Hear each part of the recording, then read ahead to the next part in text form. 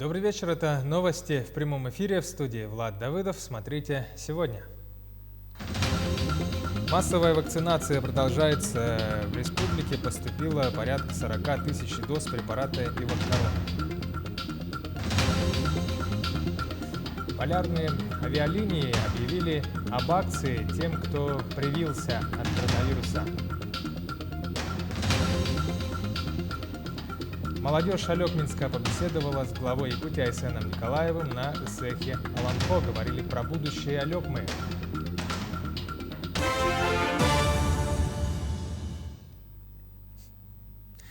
Айсен Николаев провел заседание комиссии по противодействию коррупции. Он напомнил, что согласно закону полномочия по осуществлению мер по противодействию коррупции в границах сельских поселений переданы муниципальным районам.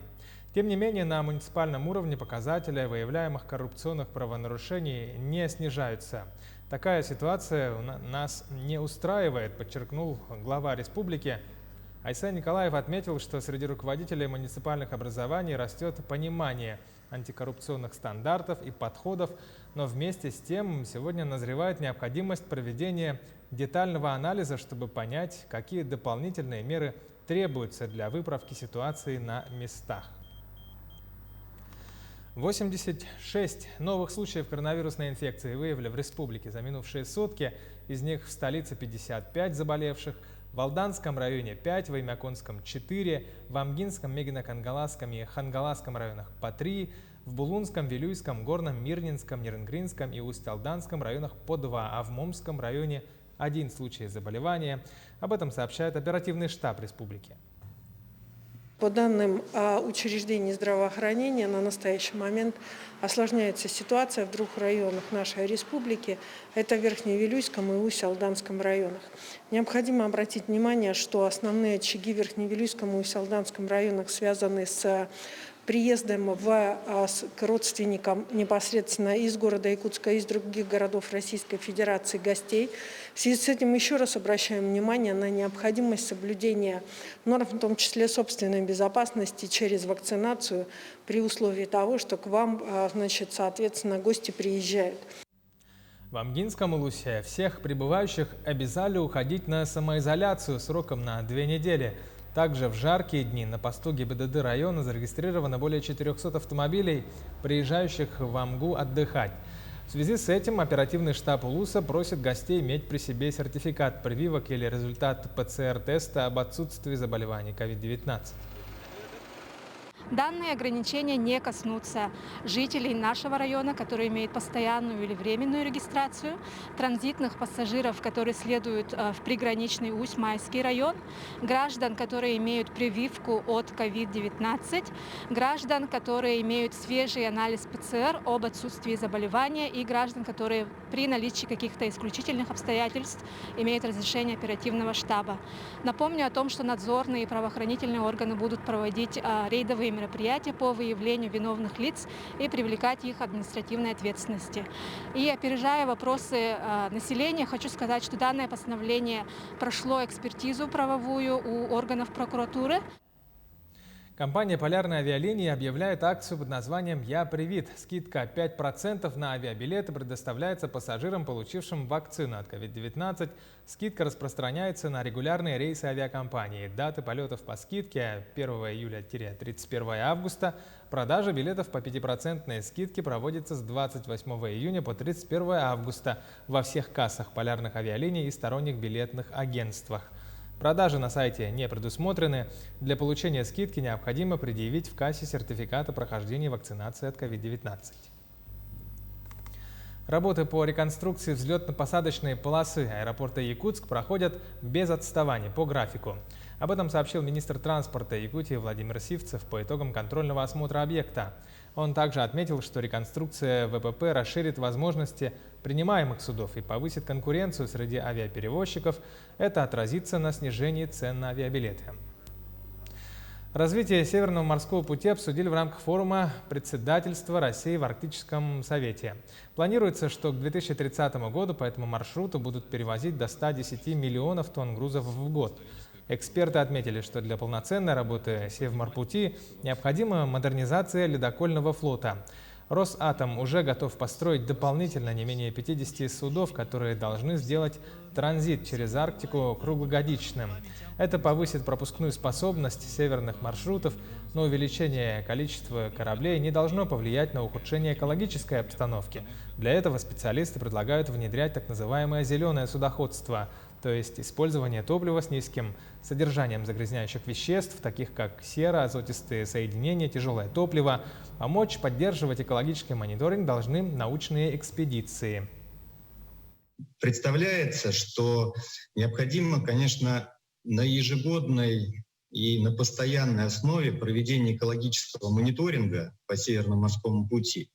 И в случае выявления каких-то негативных тенденций необходима выработка и принятие соответствующих компенсирующих мероприятий. Наверное, организовать эту работу можно было бы путем хотя бы 2 раза в год проведения каких-то научных морских исследований. В данном случае госкорпорация могла бы быть помощником научному сообществу. В Хангаласском Улусе инспекторы ГИМС патрулируют дикие пляжи. В районе отсутствуют официально освидетельствованные пляжи, поэтому население купается в местах, где нет гарантии безопасного отдыха на воде. Рядом нет спасательных и медицинских постов, дно не исследовано, водолазами не взяты пробы воды и песка. Несмотря на запрет купания на диких пляжах, люди все равно идут в воду из-за жары.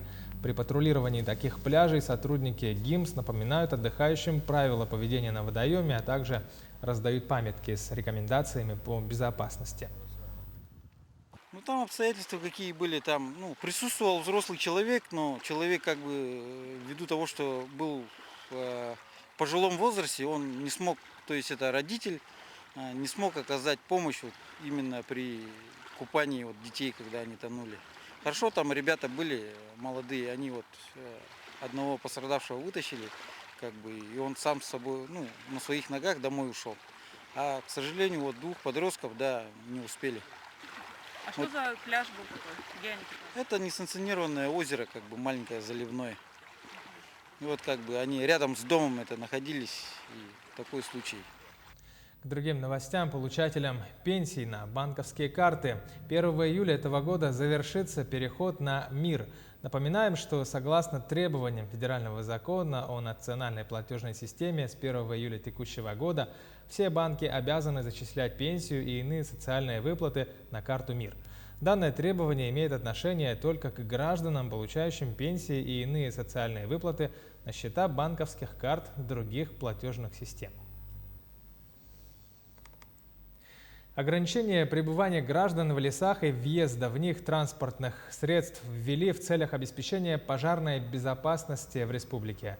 Соответствующий приказ министра экологии, природопользования и лесного хозяйства Якутии Сахамина Афанасьева опубликовали на официальном сайте Минэкологии региона. Согласно документу, ограничения действуют с 25 июня по 16 июля, сроком на 21 календарный день со дня регистрации этого приказа. Лесничеством Якутии таким образом поручили обеспечить перекрытие шлагбаумами лесных дорог и создать систему контрольно-пропускных пунктов до истечения срока ограничений. Молодежь Алекминского района побеседовала с главой Якутии Айсеном Николаевым во время Исеха Аланхо. Какие вопросы задавали ребята Илдархану? Подробнее в сюжете нашего корреспондента Елены Фаст. Буквально накануне Дня молодежи прошла интересная встреча главы республики с юными представителями Алекмы, волонтерами. Ребята получили возможность задать главе республики любые вопросы.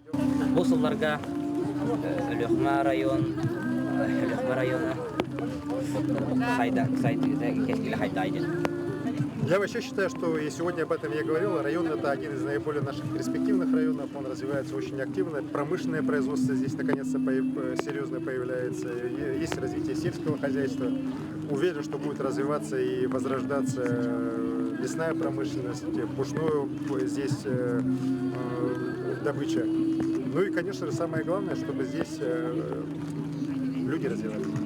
Чтобы была здесь высокая культура, высокое качество образования, здравоохранения. Вот. Мы сверху обязательно поможем, но самое главное, чтобы люди, которые здесь есть, они занимались, любили свою землю и работали во благо ее. Несмотря на ограниченное время, именно здесь глава задержался дольше всего. Я считаю, что это по нынешним временам это вообще даже, можно сказать, мужественный поступок со стороны и района, и всех тех организаторов. И большое спасибо, что организован он очень правильно. Я об этом сегодня уже несколько раз говорил. Он организован с соблюдением всех ограничительных мер. И это позволяет нам сегодня вот так общаться. Да? Потому что мы точно знаем, что, по крайней мере, в Алекминском районе 2 недели ни одного больного нет. Мы всех, кого сюда привезли, вакцинировали. Там есть, у всех есть справки, что они не болеют.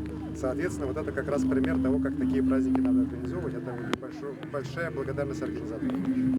Юные журналисты отрабатывали наравне со взрослыми. Ни одно событие не осталось без внимания. Группа от Центра развития школьников и Апогинской школы имеет опыт. Нас приглашают освещать, раньше вот приглашали освещать районные мероприятия. Мы, например, освещали педагогическую ярмарку районную, освещали метатурнир районный, выпускали газеты, все участники стали довольны нашей оперативной работой. И вот нынче, конечно, у нас такое событие республиканского масштаба, и ребята сразу включились вот в это дело. Конечно, это первые шаги, и далеко не все определяют для себя журналистику профессией, но хороший слог, умение быстро ориентироваться пригодятся в любой области. Елена Фаст, Максим Копылов, Алекминск.